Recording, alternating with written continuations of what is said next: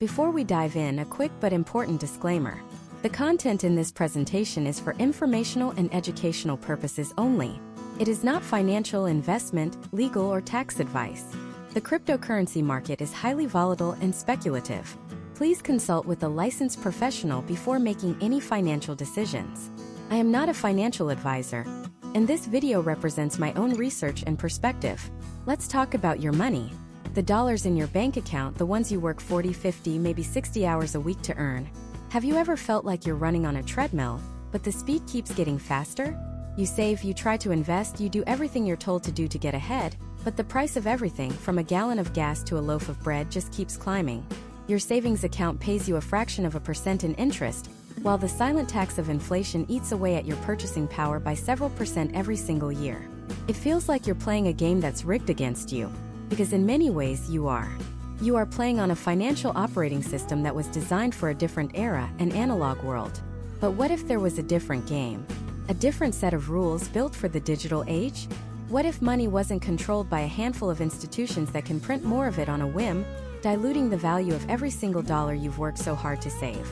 What if you could send $1,000 to a family member across the country on a Sunday night, and have it arrive in their account in 10 minutes, for a cost of less than $1, without ever asking a bank for permission? What if you, and only you, were the true custodian of your own wealth, with a password that no government or corporation could ever confiscate? This isn't a futuristic fantasy.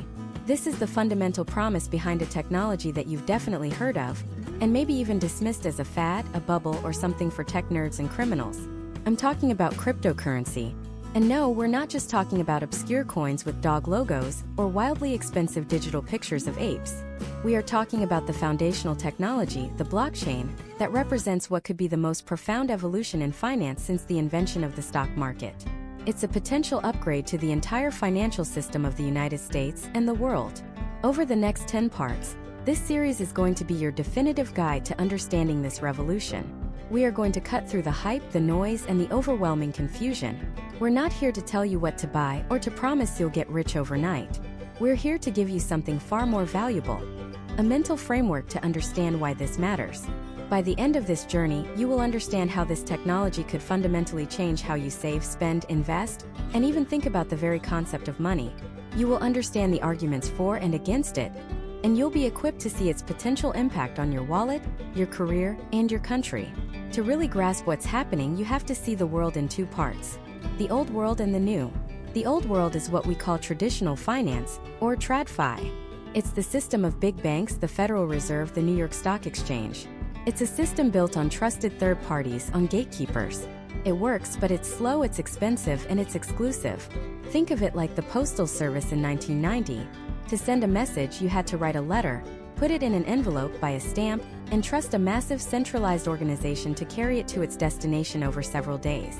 The new world is what's being built with cryptocurrency. It's called decentralized finance, or DeFi. This is the email to the Postal Service's letter. It's a system built not on trusting people or institutions, but on trusting code and mathematics. It's open, it's global, it runs 24/7, and it doesn't care who you are, where you live, or how much money you have. It replaces the slow, expensive, human-run ledgers of banks with a fast, cheap, automated, and transparent ledger that anyone can access but no single person can control. It's the difference between Blockbuster Video with its late fees and limited store hours and Netflix with its instant on-demand streaming available anytime, anywhere. One is the past and the other is the future. Now, I know what some of you are thinking. Isn't this stuff just magic internet money? It's incredibly volatile. The price crashes.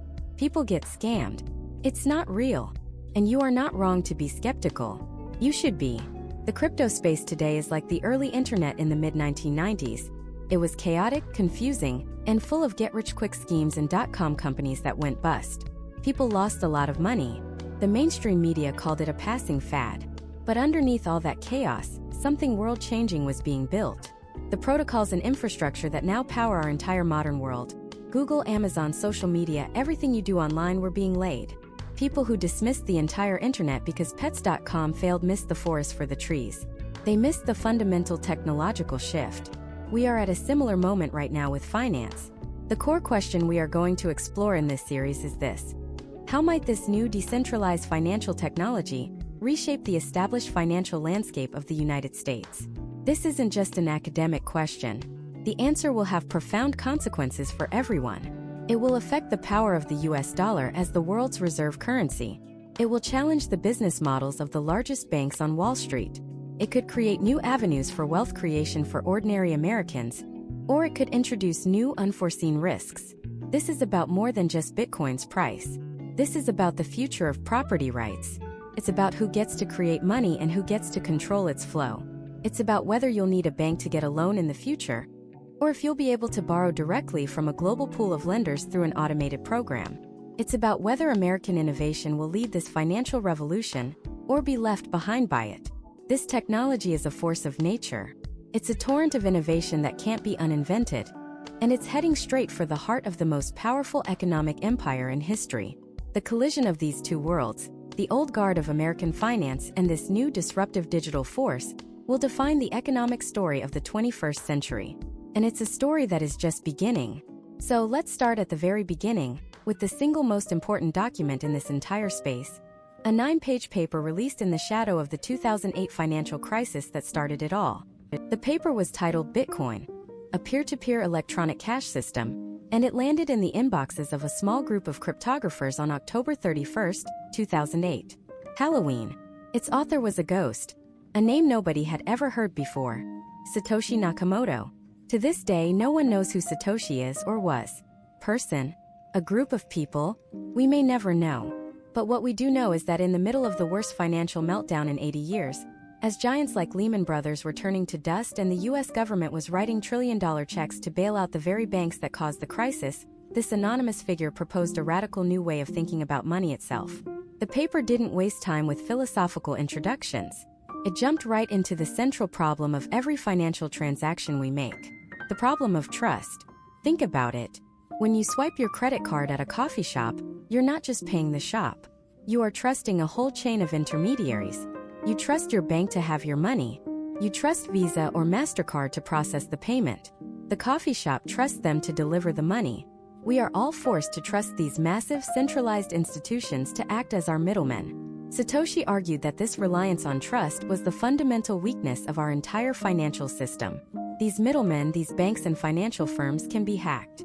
They can make catastrophic mistakes. They can freeze your account, reverse a transaction, or deny you service for any reason they choose. And as the world was witnessing in real time in 2008, they could become so reckless, so over-leveraged, that they could bring the entire global economy to its knees. Their solution?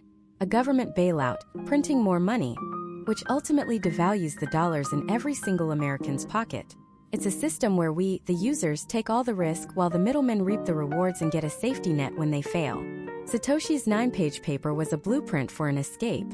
It laid out a system for a new kind of money, a digital cash that didn't need a bank, a credit card company, or any middleman at all. A way for two people, anywhere in the world, to send value directly to one another as easily as sending an email. The core invention that made this possible was something called the blockchain. Now, the word blockchain sounds intimidating, but the concept is surprisingly simple. Imagine a notebook, a public digital notebook. Every time someone sends Bitcoin to someone else, that transaction is recorded as a new line in the notebook. For example, Alice pays Bob 1 Bitcoin. Simple. After about 10 minutes, a whole bunch of these transactions are collected together onto a new page, which is called a block. Once that page is full, it's added to the end of the notebook. Then a new page is started.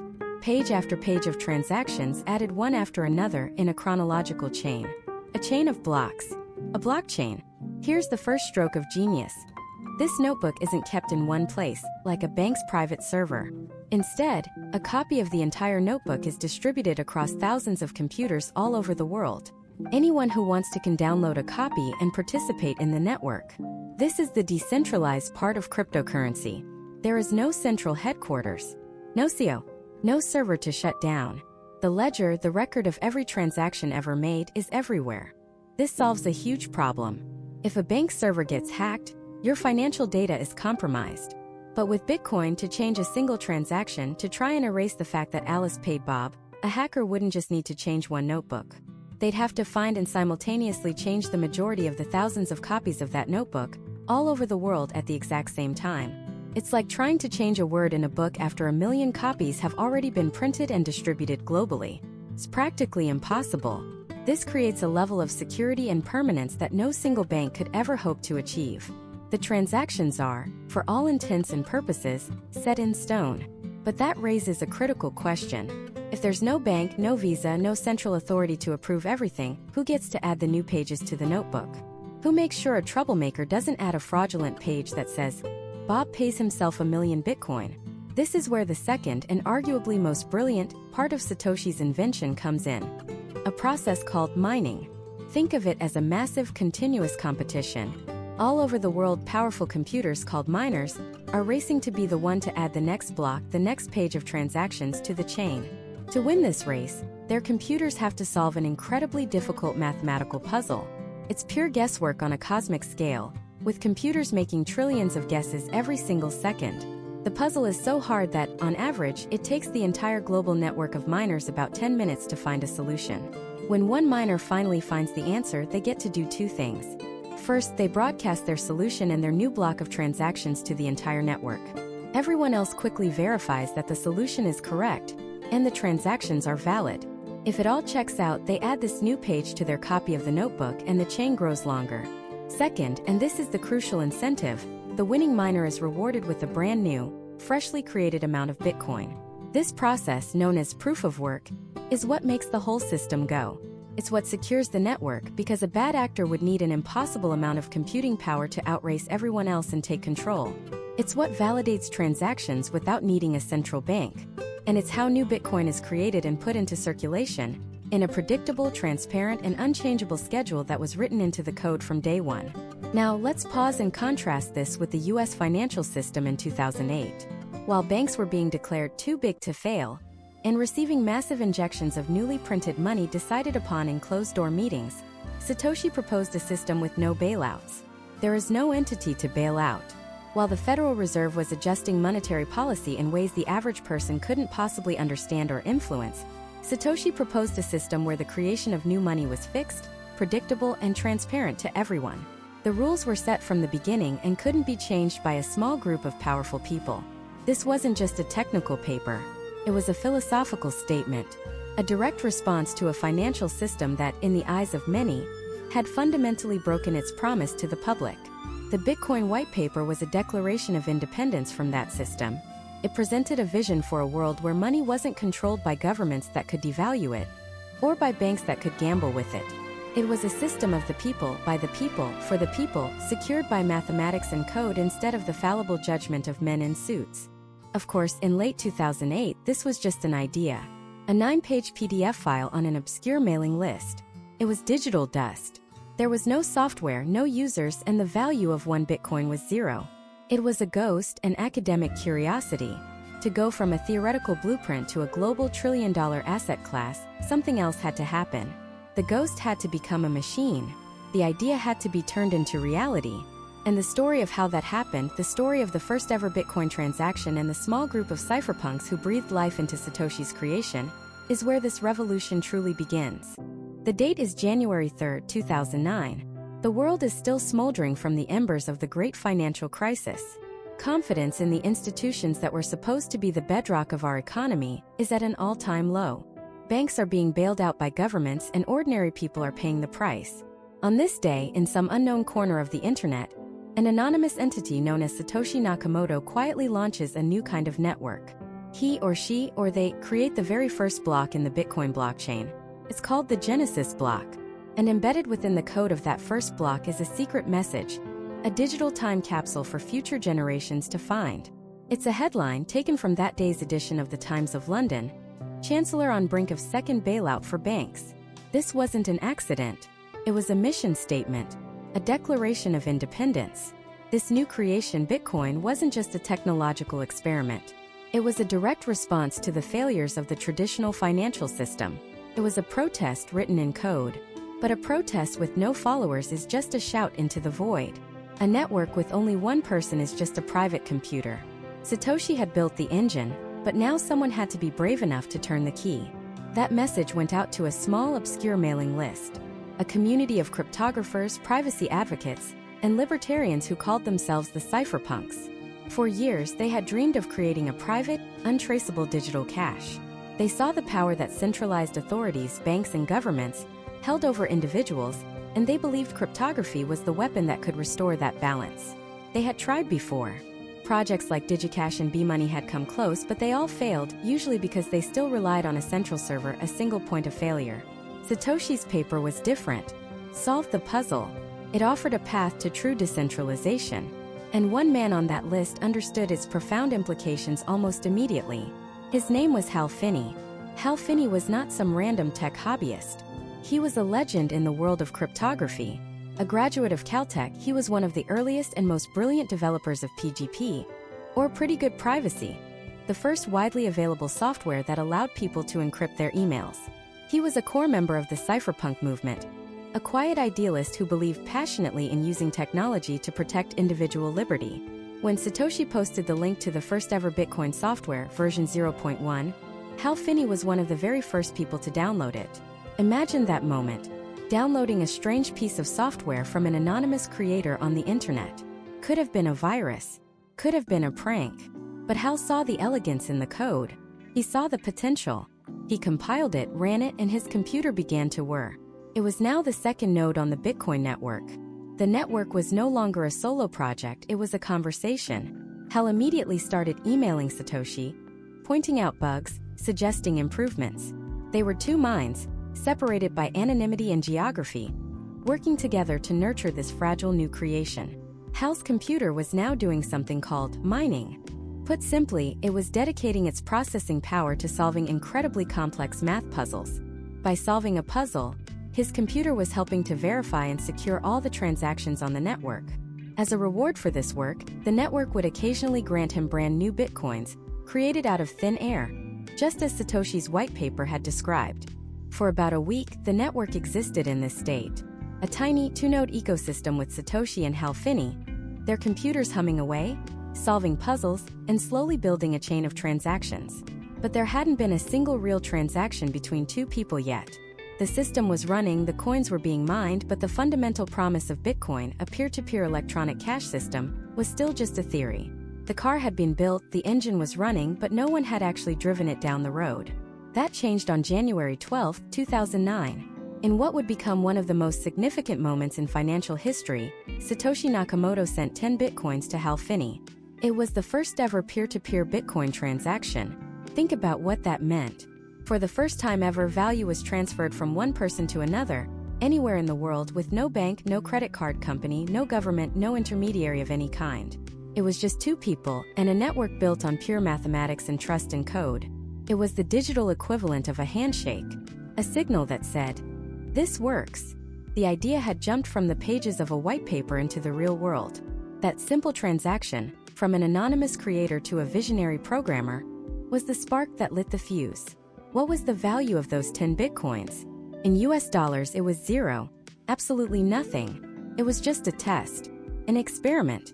In fact, Hal later wrote that he continued to mine for a few days, but then he shut it down. The reason? The fan on his computer was running too loudly and it bothered him. It's a wonderfully human detail. This revolutionary technology, this seed of a multi-trillion-dollar industry, was turned off because it was a bit noisy.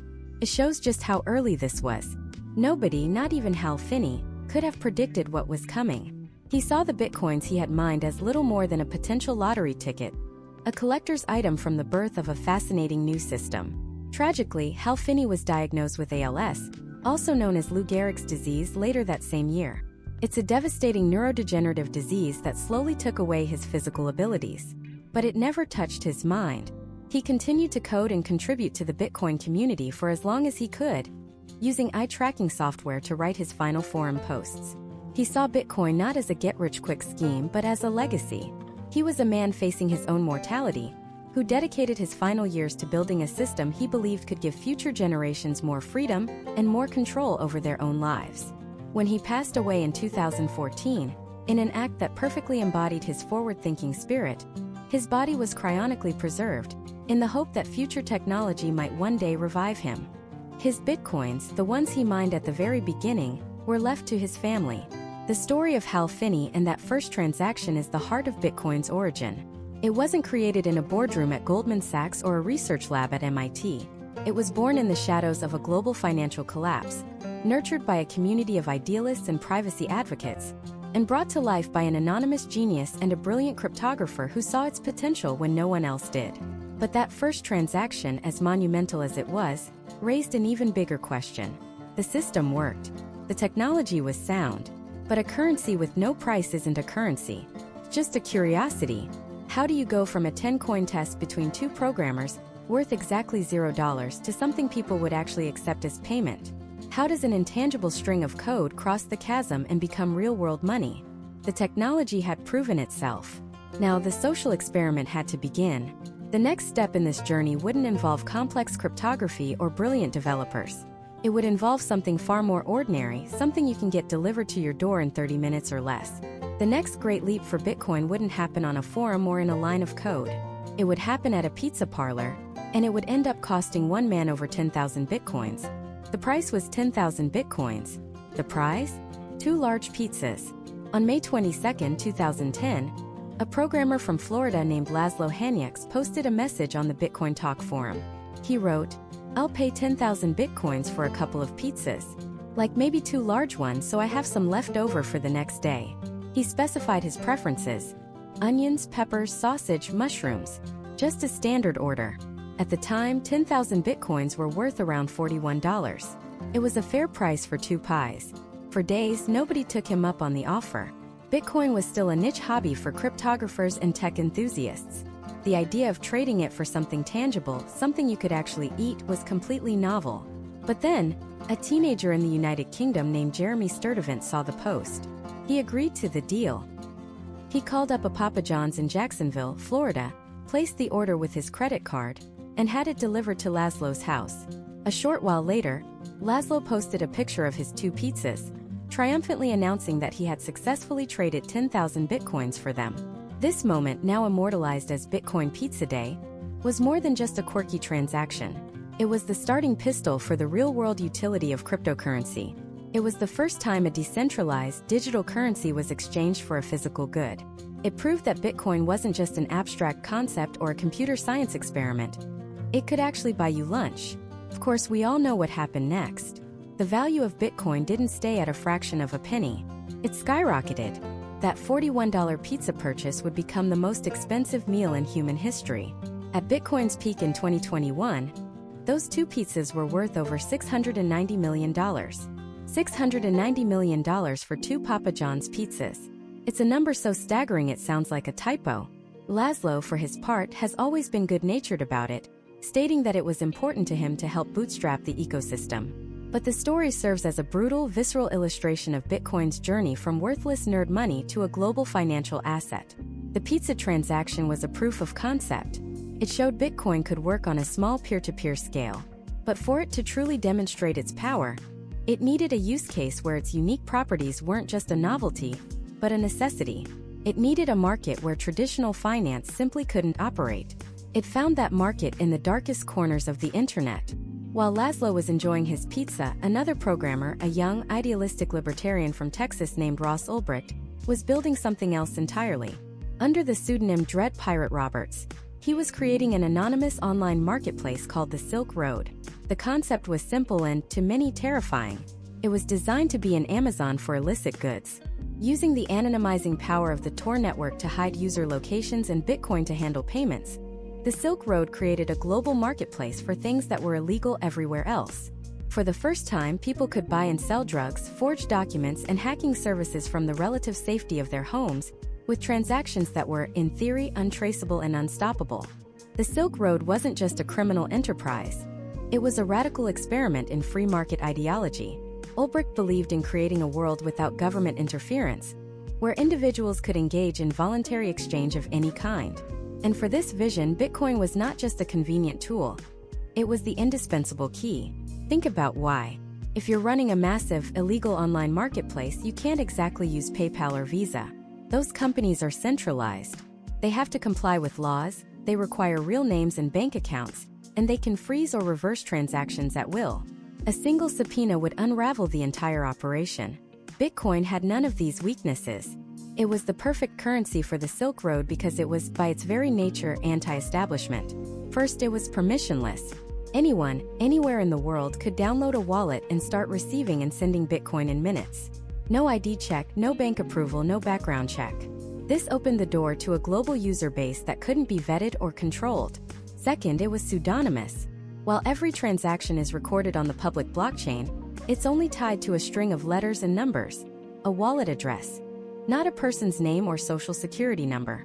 With careful practice, a user could maintain a high degree of anonymity, making it incredibly difficult for law enforcement to connect the digital dots back to a real person. But the most crucial feature, the one that made the entire Silk Road enterprise possible, was censorship resistance. Once a Bitcoin transaction is confirmed on the network, it is irreversible. There is no central authority you can appeal to. There's no fraud department to call. No government can step in and block a payment from one address to another. This finality was the bedrock of trust on the Silk Road. A buyer knew that once they sent their Bitcoin, it was gone. An escrow system was built in to protect both parties, but the underlying principle was absolute. The network did not and could not pick sides. It simply processed the transaction no matter who was sending it, who was receiving it, or what it was for. The Silk Road exploded in popularity. From 2011 to 2013, it processed an estimated 9.5 million Bitcoin in transactions, which at the time was valued at over $1.2 billion. It became the first killer app for cryptocurrency. And in a deeply ironic twist, this illicit underground marketplace did more to prove Bitcoin's real-world viability than anything else. It stress-tested the network on a massive scale. It handled thousands of transactions a day from users all over the world, and it never went down. It never failed. It worked exactly as Satoshi Nakamoto had designed it to. This created a strange and uncomfortable duality for Bitcoin. On one hand, its reputation was being dragged through the mud. To the media, politicians, and the general public, Bitcoin became synonymous with the Silk Road. It was magic internet drug money. It was seen as a tool for criminals, terrorists, and anarchists, a perception that lingers to this day. But on the other hand, within the tech and finance communities, people were looking past the ugly headlines and seeing the revolutionary power of the underlying technology. The Silk Road, for all its illicit activity, was an undeniable demonstration of a new kind of financial network, one that was global, decentralized, and beyond the control of any single entity. It proved that you could send hundreds of millions of dollars of value across the planet without ever touching a bank or asking for permission from a government. This was a paradigm shift. For centuries, the state has held a monopoly on money.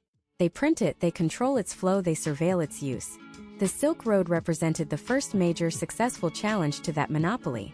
It showed that a parallel financial system could exist, operating entirely outside the established rules. The very thing that made it perfect for criminals, its resistance to control and censorship, was the exact same quality that made it so compelling to libertarians, dissidents living under oppressive regimes, and anyone who believed in financial sovereignty. The Silk Road had proven Bitcoin's power, but in doing so, it had painted a giant target on its back. The US government was now wide awake, and it was about to bring the full force of federal law enforcement down on this digital Wild West. The first great battle between crypto and the state was about to begin. The problem for federal agents was that this new Wild West had no borders, no sheriffs, no physical banks to subpoena. It was a ghost world, built on encrypted messages and a form of money that seemed to leave no trace. For the architects of this new digital underground, it felt like they had built the perfect, unbreakable system. They believed they were untouchable, shielded by the cryptographic fortress of Bitcoin. But they had fundamentally misunderstood the nature of the opponent they had just provoked. The United States government doesn't just give up when a problem is hard, creates a task force, and in this case it created several. A multi-agency behemoth codenamed Marco Polo was spun up, pulling in the best minds from the FBI, the DEA, and most crucially the IRS. Yes, the taxman, because while the FBI chases criminals and the DEA chases drugs, the IRS is uniquely skilled at one thing: following the money.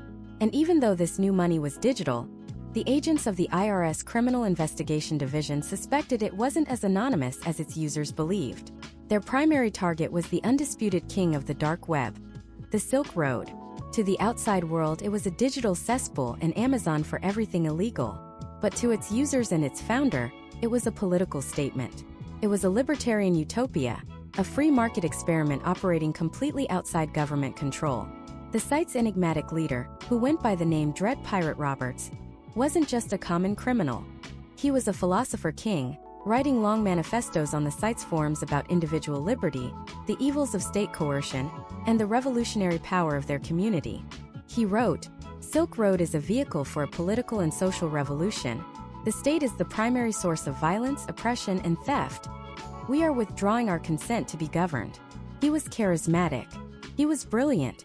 And he was overseeing a criminal enterprise that, by 2013, had facilitated over $1.2 billion in illicit sales. Dread Pirate Roberts had become a legend, a digital folk hero to some, a public enemy to others. But to the investigators of Task Force Marco Polo, he was just a ghost in the machine, and their job was to find him. The hunt was a grueling, frustrating process. Agents went undercover, creating fake profiles, buying drugs on the site to see how the system worked. They tried to follow the Bitcoin payments, but it was like trying to track a specific dollar bill through the global financial system. Transactions were bundled together, passed through digital tumblers that mixed them up, and sent through a dizzying maze of wallets. It was a cryptographic nightmare. For months they hit dead end after dead end. The Dread Pirate Roberts seemed to be a master of operational security, never making a mistake, never leaving a clue. The case felt like it was going cold. But the investigators had one belief that kept them going. Every ghost, no matter how clever, eventually leaves a footprint. You just have to know where to look. The breakthrough didn't come from a massive server raid or a cracked encryption key. It came from a quiet, unassuming IRS agent named Gary Alford. He wasn't a door-kicking field agent. He was a forensic accountant, a numbers guy. His job was to sit in a dark room and stare at computer screens, looking for patterns that everyone else had missed. Alfred decided to go back to the very beginning, way back, before the Silk Road was a billion-dollar empire, before the Dread Pirate Roberts was a legend. He started digging through old internet forums, looking for the very first time the Silk Road was ever mentioned online, and he found it. A post from January 27, 2011, on a Magic Mushroom Enthusiast forum. A user named Altoid had posted a simple message: "Has anyone seen Silk Road yet?" It's kind of like an anonymous Amazon.com. It was one of the first advertisements for the site, a tiny, insignificant breadcrumb. Alfred got curious. Who was Altoid? He kept digging, searching for any other posts by this user, and he found another one on a different forum, a Bitcoin Talk forum. This post was from months earlier. In it, Altoid was asking for programming help from a developer. And at the end of his post, looking for a reply, he made a mistake. A tiny, fatal mistake that would unravel his entire empire. He signed off with his email address. An email address that contained his real name, Ross Ulbricht. Suddenly, the ghost had a name. The agents now had a prime suspect. Ross Ulbricht, a 29-year-old physics graduate from Austin, Texas, with strong libertarian views. The profile fit perfectly, but they needed more. They needed to connect Ross Ulbricht, the man, to the Dread Pirate Roberts, the myth. And for that, they needed to find the Silk Road servers, the physical computers that ran the anonymous website. This is where the second critical breakthrough happened. The FBI had been trying to hack the site for months with no luck. The site was hidden behind the Tor network, a system designed to anonymize internet traffic and hide a server's true location. But again, it was Gary Alford, the IRS agent, who found the crack in the armor. He noticed that the login page for the Silk Road had a CAPTCHA, one of those prove you're not a robot tests.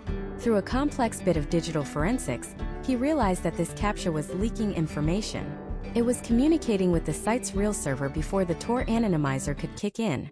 By analyzing that leaked data, he was able to pinpoint the server's true IP address.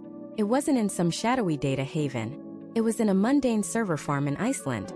The FBI sent a request to Icelandic authorities, who imaged the server's hard drives and sent a copy back to New York.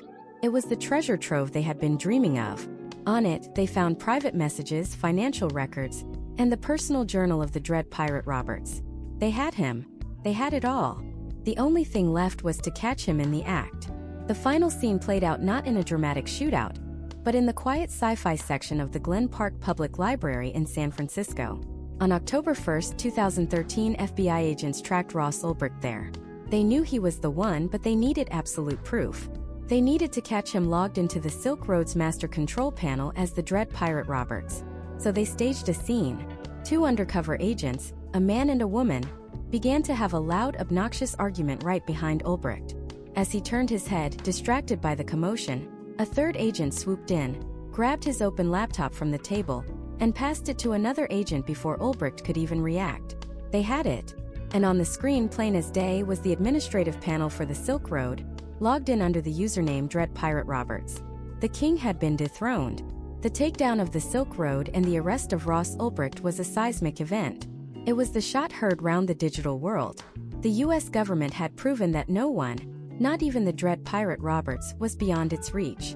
The illusion of perfect anonymity on the blockchain had been shattered. Federal agents had learned how to navigate this new terrain. They could trace transactions. They could de-anonymize servers. They could turn digital ghosts into flesh and blood defendants. For the crypto world, this was a moment of reckoning. The Wild West days were officially over. The government was no longer watching from a distance. It was on the ground, making arrests. The battle had been a decisive victory for law and order. But it was just the first battle in a much longer war. Because killing the Silk Road didn't kill the idea behind it. And now, with the criminal element exposed and on the run, a new question began to surface within the legitimate crypto community and in the halls of Washington. The question was no longer if the government could police this new financial world. The question was now how they would regulate it. And a new breed of entrepreneur was about to step out of the shadows, not to fight the system but to try and join it. The year is 2012. While regulators were busy playing whack-a-mole with darknet markets and rogue operators, a former Airbnb engineer named Brian Armstrong was looking at the chaos and seeing something entirely different. He didn't see a revolution to be fought in the shadows. He saw a market opportunity the size of the internet itself. He saw the friction. He saw the fear. He knew that for every cypherpunk willing to navigate the command line interface of a clunky Bitcoin wallet, there were a million ordinary Americans who would never, ever do that. They wanted to invest, to participate, but the price of admission was too high. Not the monetary price, but the complexity, the risk, the sheer sketchiness of it all. Buying Bitcoin back then felt like a clandestine deal. You were wiring money to a stranger in another country, using a website that looked like it was designed in 1998, and just praying that the coins would show up in your digital wallet. The collapse of MTGOX a couple of years later would prove just how justified that fear was. It was the digital equivalent of meeting a guy in a trench coat in a dark alley to exchange a briefcase full of cash. It worked, but it wasn't a system you could build a global financial future on. Armstrong, along with his co-founder Fred Ehrsam, a former Goldman Sachs trader, embodied this new breed. They weren't anarchists. They were capitalists. Their vision wasn't to tear down the financial system. It was to build a bridge to it. A big, shiny, well-lit, tollbooth-operated bridge. And they would call it Coinbase. Their strategy was radical in its simplicity and profound in its implications. They made a simple bet. That in the long run, compliance wasn't a burden, it was a moat. While others zigged toward anonymity and decentralization, they zagged toward regulation and user-friendliness. Their mission was to make buying Bitcoin as easy as buying a book on Amazon. This meant making a series of controversial trade-offs that created a deep, philosophical rift in the crypto world. First, they abstracted away the complexity. No more wrestling with private keys, those long, terrifying strings of characters that, if lost, meant your money was gone forever. With Coinbase, you just had a username and password like any other website. It was familiar. It was comfortable. But to crypto purists, this was heresy. The entire point of Bitcoin, summarized in the mantra, "Not your keys, not your coins," was self-custody.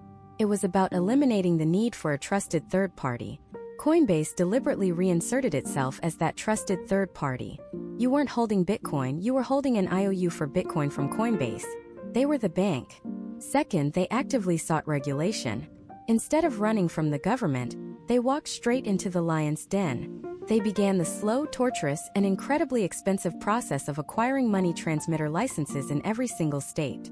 They implemented strict Know Your Customer, or KYC, and anti-money laundering, or AML, policies. This meant users had to upload their driver's license, verify their identity, and link a bank account. For law enforcement, this was a godsend. For privacy advocates, it was a betrayal of Satoshi's original vision. They were building a centralized database of crypto users and their transactions, a honeypot for government subpoenas and hackers alike. They were turning a tool of liberation into a tool of surveillance. The pragmatists, however, saw it differently. They argued this was the only way forward. Mass adoption, they claimed, would never happen in the anarchic Wild West. Your pension fund, your financial advisor, your mom, they weren't going to touch an asset class associated with darknet markets and ransomware. They needed a regulated, insured, publicly traded company to give them the green light. Coinbase wasn't just building an exchange, they were building an embassy for the strange new world of crypto, planted firmly on the familiar ground of the traditional financial system. To build this embassy, they needed capital, and they didn't get it from anonymous crypto whales. They went straight to the heart of the establishment they were supposedly disrupting: Silicon Valley venture capital. Firms like Andreessen Horowitz, Union Square Ventures, and even the New York Stock Exchange itself poured hundreds of millions of dollars into Coinbase. This was the ultimate validation. The titans of the old system were now funding the infrastructure of the new one. The message was clear. Crypto wasn't just a fringe movement anymore. It was an asset class. It was a business. This split the crypto world into two distinct camps. On one side were the idealists, the cypherpunks, the developers building decentralized exchanges and privacy tools, who saw Coinbase as a necessary evil at best, and a Trojan horse for the old system at worst. They believed that centralizing power was repeating the mistakes of the past, and that true innovation lay in trustless, permissionless systems. On the other side were the builders, the pragmatists, and the investors who saw Coinbase as the crucial on-ramp. They believed that you had to meet people where they are. You couldn't expect the entire world to become a cryptography expert overnight. You had to provide a safe, easy-to-use service first, and then maybe educate them about self-custody later. They were building the infrastructure that would onboard the next 100 million users. For years, this ideological battle raged in forums and on Twitter. But on April 14, 2021, the debate was settled, at least in the eyes of the market. On that day, Coinbase didn't do a traditional initial public offering. It did a direct listing on the Nasdaq Stock Exchange under the ticker symbol COIN. There was no Wall Street bank underwriting the deal. No roadshow for institutional investors. It was a symbolic move, a nod to their disruptive roots. But the result was anything but symbolic. At the end of its first day of trading, Coinbase was valued at $86 billion. That was more than the Nasdaq itself. More than BP. More than General Motors. This was crypto's coming out party.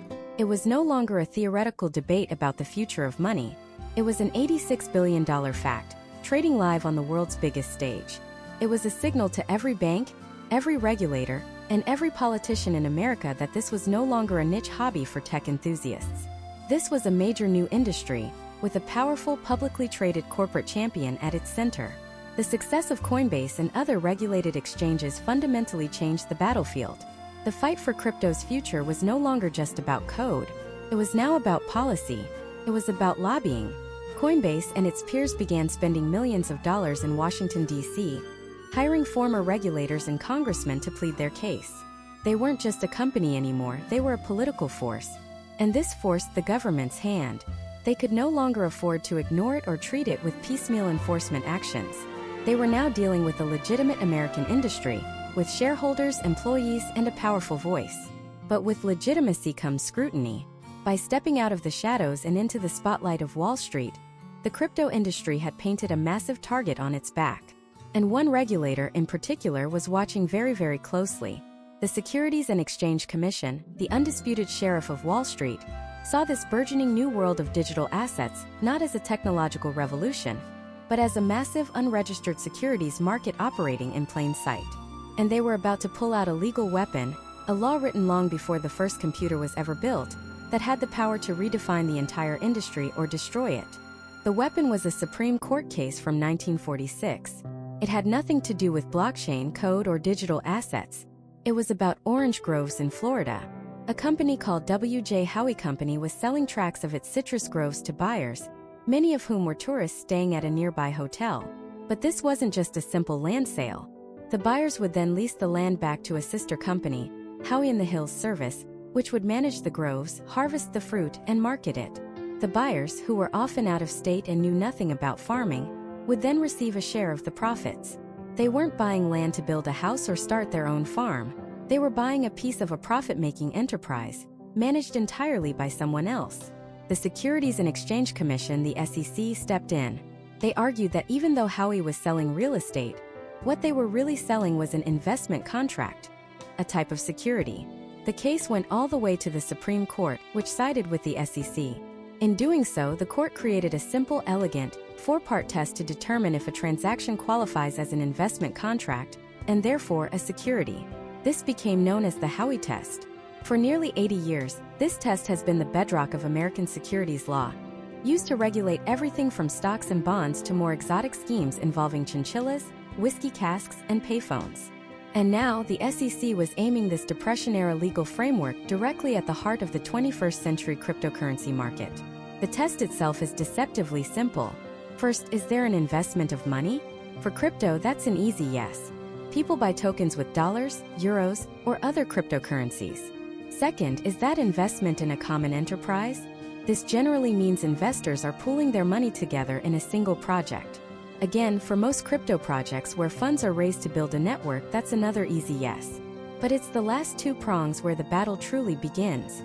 Third, is there an expectation of profit? Crypto investors aren't buying most of these tokens to use them for their intended purpose, at least not initially. They're buying them because they believe the price will go up. They expect to sell it for more than they paid. That's a clear expectation of profit.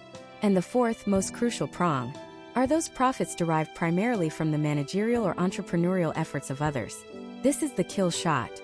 The SEC argues that for the vast majority of crypto projects, the answer is a resounding yes. Think about it. A new crypto project is launched.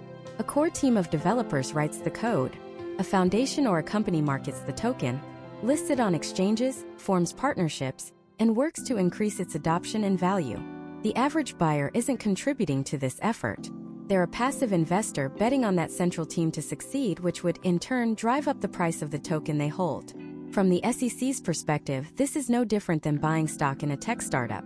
You give the company money, and you hope the CEO and their team build a great product so your stock becomes more valuable. The crypto token, they argue, is just a new kind of stock certificate, and the project founders are just unlicensed, unregulated corporate executives. This interpretation sent a shockwave through the industry. The crypto world's counter-argument hinges on one powerful word: decentralization. They argue that the Howey test, designed for centralized companies like the Florida Orange Grove operation, breaks down when applied to a decentralized network. Take Bitcoin. There is no Bitcoin CEO. There is no central marketing team. There is no headquarters. Its value is derived from the collective, decentralized efforts of miners, developers, and users all over the world. There are no others in charge whose efforts you're relying on. The SEC even publicly agreed that Bitcoin in its current state is not a security. But Bitcoin is the exception, not the rule. What about the tens of thousands of other tokens? This legal ambiguity created a minefield. Projects operated in fear, not knowing if a lawsuit from the SEC was just around the corner. The industry begged for clarity, for new rules written for this new technology. The SEC's response was simple. The rules are already clear. The Howey test works just fine. And to prove it, they decided to make an example out of one of the biggest players in the game. Their target was Ripple Labs, the company behind the cryptocurrency XRP. In December 2020, the SEC filed a blockbuster lawsuit, alleging that Ripple had conducted a massive $1.3 billion unregistered securities offering through its sale of XRP tokens. This wasn't just another enforcement action. This was the Super Bowl of crypto regulation. The SEC's case was a textbook application of the Howey test. They claimed Ripple, a centralized company, created XRP out of thin air, and then sold it to the public to fund its operations. Buyers purchased XRP with a clear expectation of profit, a belief fueled by Ripple's own marketing and promises to develop the XRP ecosystem, increase its utility, and get it listed on more exchanges. In the SEC's eyes, people were buying XRP because they were betting on the efforts of the company Ripple Labs. It was an open and shut case. Ripple fought back hard. Their defense was that XRP was not an investment contract but a commodity, a utility token. Its primary purpose, they argued, was to serve as a bridge currency, to facilitate faster, cheaper international payments. A piece of technology, not a share in a company. They pointed out that owning XRP gave you no rights to Ripple's corporate profits, no equity, no dividends. They also argued that the XRP ledger was decentralized, and that Ripple's influence was diminishing over time. To treat it as a security, they claimed, would be a gross misapplication of an archaic law that would stifle innovation across the entire country. For over 2.5 years, the legal battle raged, costing Ripple over $100 million in legal fees. The entire crypto world watched, holding its breath. The outcome of this single case could set a precedent for nearly every other token besides Bitcoin. If the SEC won, it would validate their strategy of regulating by enforcement. If Ripple won, it would be a devastating blow to the SEC's authority over the industry. Then, in July 2023, the verdict came in. And it was a shocker. The judge delivered a split decision that pleased no one and confused everyone. She ruled that Ripple's direct sales of XRP to institutional investors, banks and hedge funds, were illegal securities sales. These were sophisticated buyers who knew they were funding the company's operations in exchange for a discounted asset they hoped would appreciate. That part of the transaction satisfied the Howey test. But in a stunning twist, the judge ruled that Ripple's sales of XRP to regular people on public crypto exchanges, so-called programmatic sales, were not securities offerings. Her reasoning was nuanced.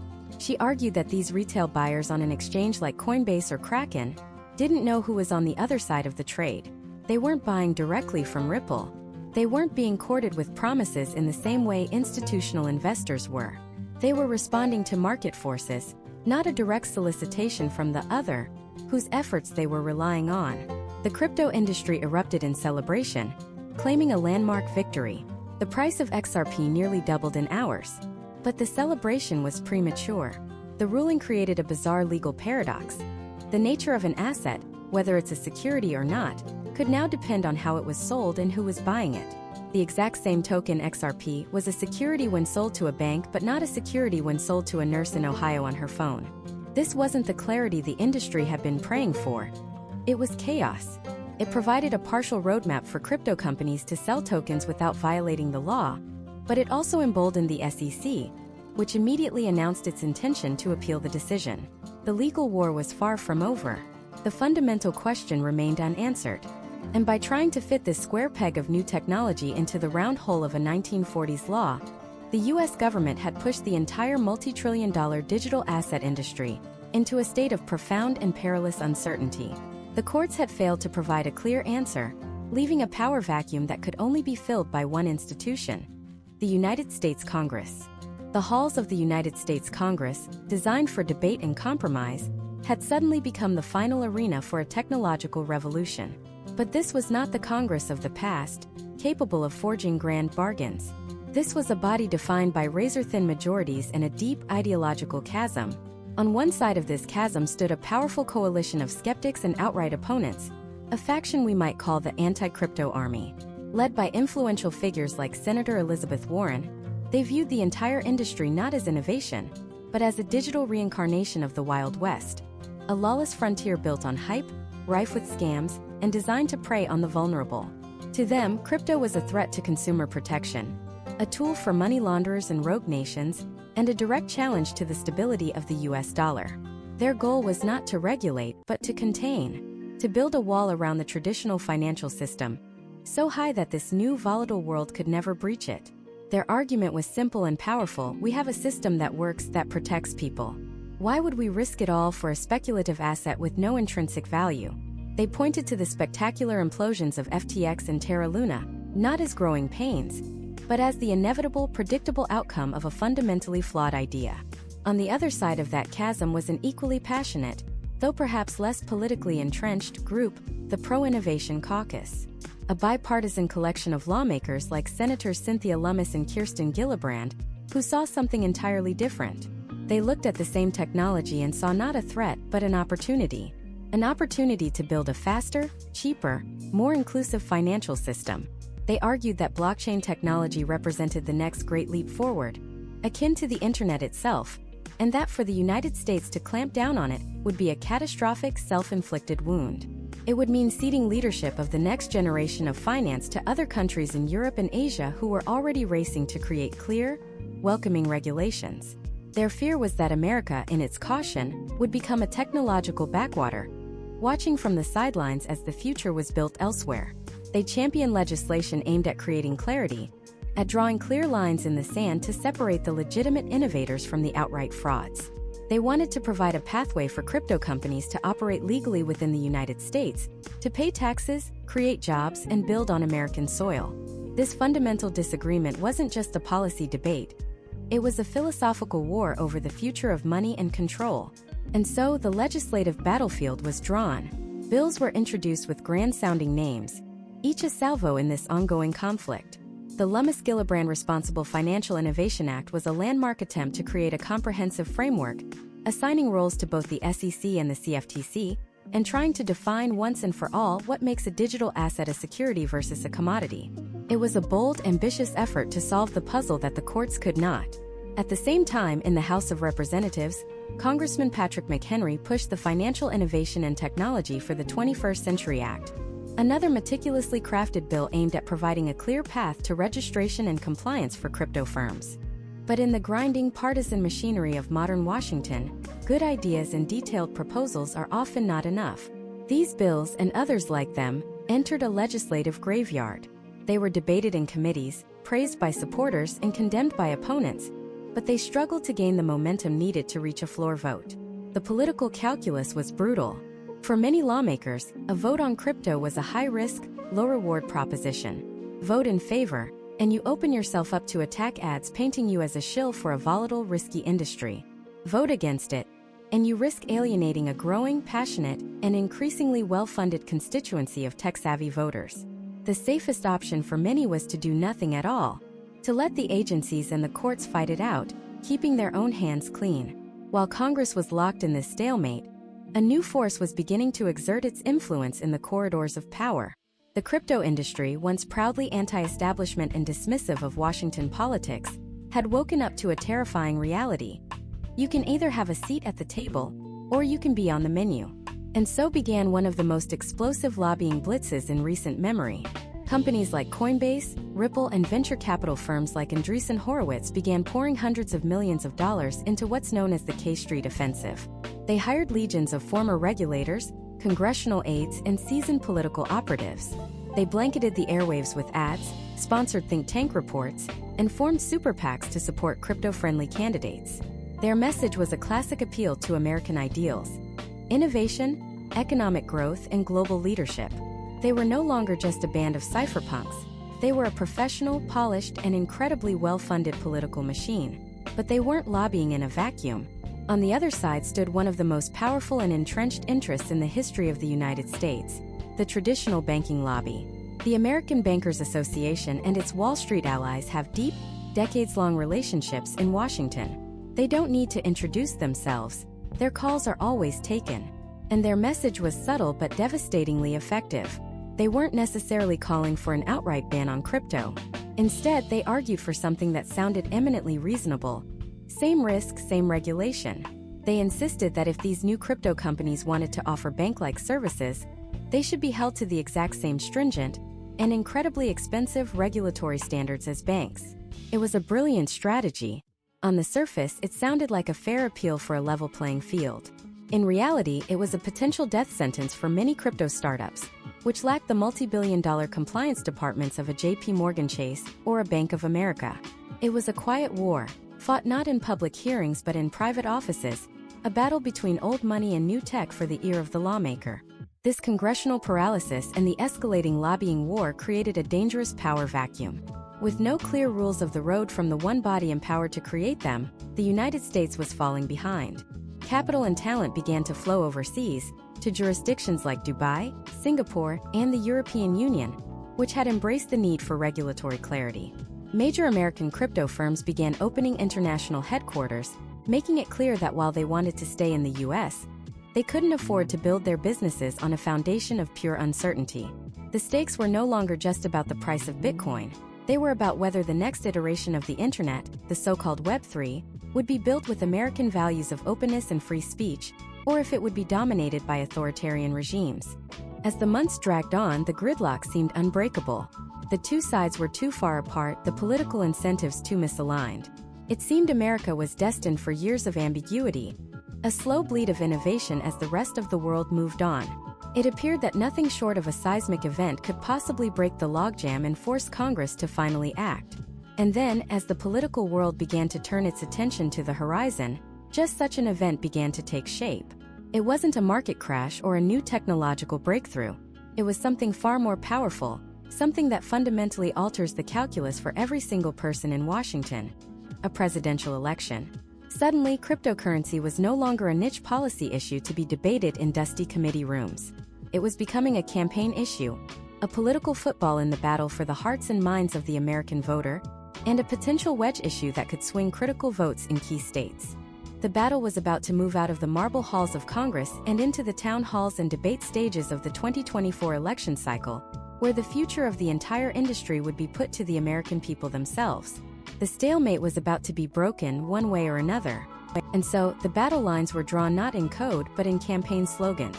What had been a niche argument among technologists and regulators exploded into a defining issue of the 2024 presidential election. For years, the crypto industry had been playing defense, reacting to lawsuits and regulatory crackdowns. But now it was going on the offensive, armed with a war chest of hundreds of millions of dollars and a simple, powerful message: innovation versus stagnation, freedom versus control, the future versus the past. On one side stood the incumbent administration. President Biden's White House, led on this issue by figures like SEC Chair Gary Gensler and Senator Elizabeth Warren, viewed cryptocurrency through a lens of extreme caution. Their narrative was one of protection. They saw a landscape littered with the wreckage of companies like FTX and Terra Luna, where retail investors, regular Americans, had lost their life savings.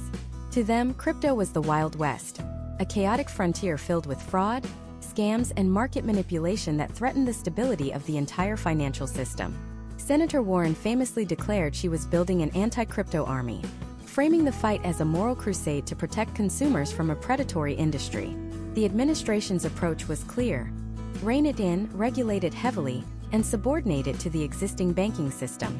They argued that without a strong government hand, crypto would become a tool for money launderers, terrorist organizations, and rogue states like North Korea to evade sanctions and undermine American foreign policy. Their vision was one of order, stability, and placing the consumer, protected by the government, at the center of the financial universe. On the other side, a surprising champion emerged: Donald Trump, who in 2019 had tweeted he was not a fan of Bitcoin, performed a stunning political pivot. Sensing a shift in the political winds and an opportunity to court a new energetic voter base, he repositioned himself as the industry's savior. At rallies, he decried the Biden administration's war on crypto and vowed to end it on day one. He began accepting campaign donations in Bitcoin, Ethereum, and other digital assets, a symbolic and practical embrace of the technology. His message was a classic appeal to American ideals of freedom and entrepreneurship. He painted the administration's regulatory push not as consumer protection, but as a deep state effort to crush innovation and maintain the status quo for the benefit of big banks. He told his followers that if they liked crypto, they had to vote for him, promising to make America the global hub for digital assets and ensure the next generation of financial technology was built here, not in China or Europe. He declared, "I will be the crypto president." It was a calculated gamble, an attempt to capture the energy of the 52 million Americans who now owned cryptocurrency and turn them into a powerful single-issue voting bloc. And the existence of this crypto voter was the central question hanging over the entire election. For the first time, political pollsters began seriously trying to quantify their impact. Were they a cohesive group? Could their passion for digital assets override their traditional party allegiances? In key swing states like Pennsylvania, Nevada, and Arizona, the number of crypto owners was larger than the margin of victory in the 2020 election. Suddenly, politicians who had once dismissed the topic as a fringe interest were forced to pay attention.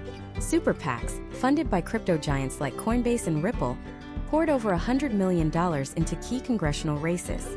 They weren't just playing defense anymore. They were targeting crypto's most vocal critics. Incumbents who had built their careers on attacking the industry found themselves facing a deluge of negative ads, funded by an industry that had finally learned to fight back in the language of Washington: money and power. The message was clear: stand against us and you will pay a political price. This new political reality created a fascinating and complex dynamic in Congress. In May of 2024, the House of Representatives voted on the Financial Innovation and Technology for the 21st Century Act, or FIT21. It was the most comprehensive piece of crypto legislation ever to reach the floor. The bill aimed to end the regulatory chaos by creating clear rules of the road, giving the Commodity Futures Trading Commission, or CFTC, more authority over digital commodities like Bitcoin. while clarifying the SEC's role in policing digital securities. It was a direct response to the industry's loudest complaint, that they were being forced to navigate a broken system with no clear guidance. The bill wasn't perfect, but it represented a massive step toward legitimacy. And then the unexpected happened. It passed with overwhelming support, and not just from Republicans. 71 Democrats broke ranks with their party leadership in the White House, which had come out strongly against the bill, to vote in favor of it. It was a political earthquake. This bipartisan vote signaled that the anti-crypto stance of the administration's progressive wing was not shared by the entire party. Many Democrats, particularly those in more moderate or tech-focused districts, saw the potential for innovation and job creation. They didn't want to see the United States fall behind the rest of the world. The vote exposed a deep fracture within the Democratic Party and proved that crypto was no longer a simple partisan issue. It was a complex, generational, and economic issue that cut across traditional political lines. The White House could no longer count on party unity to enforce its agenda. The industry had found powerful allies on both sides of the aisle. As the summer heat of the campaign intensified, the two visions for America's financial future became starker than ever. One was a future of careful, centralized control, where new technologies are slowly and cautiously integrated into the existing government-regulated system. It was a vision of safety, of protecting the established order, and of preventing the disruptive chaos that innovation often brings. The other was a future of decentralized, permissionless innovation, where the free market is allowed to experiment, to build, and sometimes to fail. It was a vision of growth, of challenging the gatekeepers, and of unleashing a new wave of American technological dominance. The choice presented to the American people was no longer just about taxes or foreign policy. It was now also about the very nature of money itself. Would the dollar remain a purely government-issued instrument, or would it coexist with new, private, digital forms of value? Would the financial system be run exclusively by a handful of legacy institutions in New York and Washington, or would it be opened up to a global network of programmers, entrepreneurs, and users? The debate had evolved far beyond Bitcoin's price. It had become a proxy war for the soul of the American economy. As attack ads flooded the airwaves and candidates tailored their stump speeches to appeal to this new, powerful bloc of voters, one thing was certain. The outcome of the November election would do more to shape the future of cryptocurrency in the United States than any single lawsuit or regulatory ruling. The decision was now in the hands of the voters, and the consequences of their choice would echo for decades to come. And as the votes were counted, a palpable tension gripped not just Washington, but Silicon Valley and Wall Street. For the first time, a presidential election was seen by many as a referendum on the very nature of money itself. The result, when it finally came, wasn't a tremor. It was an earthquake. A new administration, one that had campaigned on a platform of American innovation and digital dominance, was heading to the White House. The era of regulatory ambiguity and open hostility was over. The era of building was about to begin. Within the first 100 days, the shift was dramatic. The new head of the SEC wasn't a crypto skeptic, but a former fintech entrepreneur who understood the technology from the inside out. The Treasury Secretary gave speeches not about the dangers of crypto, but about the strategic necessity of embracing it to maintain the dollar's global supremacy. A presidential executive order was signed, not to study crypto, but to create a national strategy for its implementation, establishing clear, common-sense rules of the road. It was the moment the industry had been begging for: clarity. With this newfound clarity, the first wave of real-world change began to crest. The too risky label that had scared off so many institutional players started to peel away.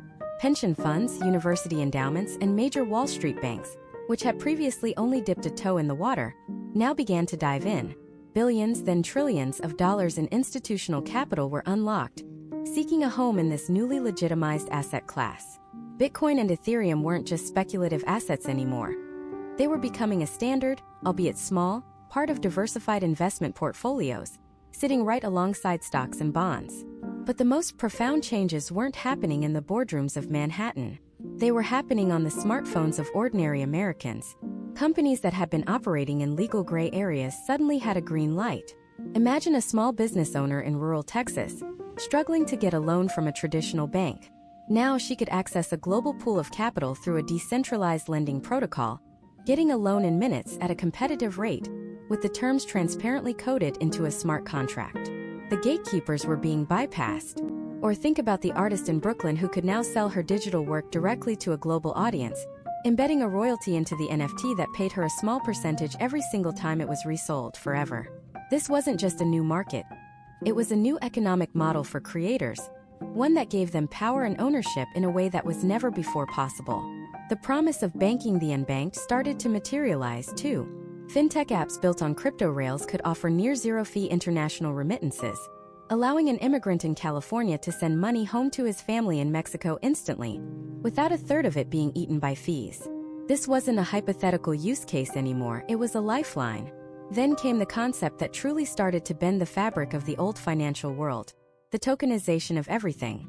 With clear legal frameworks, companies began to represent real-world assets as digital tokens on a blockchain. Suddenly, the illiquid became liquid. You didn't need $2 million to invest in a commercial real estate building in downtown Austin. You could buy a $200 token that represented a fractional share of ownership. You could own a piece of a skyscraper, a wind farm, or a portfolio of rare art, all from an app on your phone. This fractionalization democratized access to wealth-generating assets that had, for centuries, been the exclusive domain of the rich. The very definition of an investment was expanding. But as this new landscape took shape, a much larger, more consequential battle was brewing in the halls of the Federal Reserve. For years, America had watched as China rolled out its digital yuan, a central bank digital currency, or CBDC. It was efficient, it was fast, but it was also a tool of unprecedented surveillance and control. Every transaction was a data point for the state. The new administration saw this not just as a technological challenge, but as a geopolitical and philosophical one. The United States had to respond. The digital dollar project was fast-tracked. This sparked the most important debate of all. One camp argued for a US-issued CBDC. It would be the most efficient payment system ever devised. The government could send stimulus directly to citizens' digital wallets in seconds. It would streamline tax collection and make it harder for criminals to operate. But the cost, critics argued, was privacy. A government-controlled digital dollar could potentially track every single purchase you make. It could be programmed to have rules. Your money could be set to expire if you don't spend it, or blocked from being used for things the government disapproves of. It was a vision of top-down, centralized control. The other camp, championed by the crypto community, proposed a different path. Instead of the government issuing a new digital currency, they argued the government should simply embrace privately issued, fully backed stablecoins running on public blockchains like Ethereum. These digital dollars, like USDC or a future token from PayPal or JP Morgan, would be pegged one-to-one with the real dollar, fully audited and regulated, but they would run on open, decentralized networks. This offered the best of both worlds: the stability and trust of the US dollar, combined with the innovation, transparency, and global reach of public blockchains. It was a vision of a financial system built from the ground up, on a platform that no single government or corporation could control. This was the great American choice.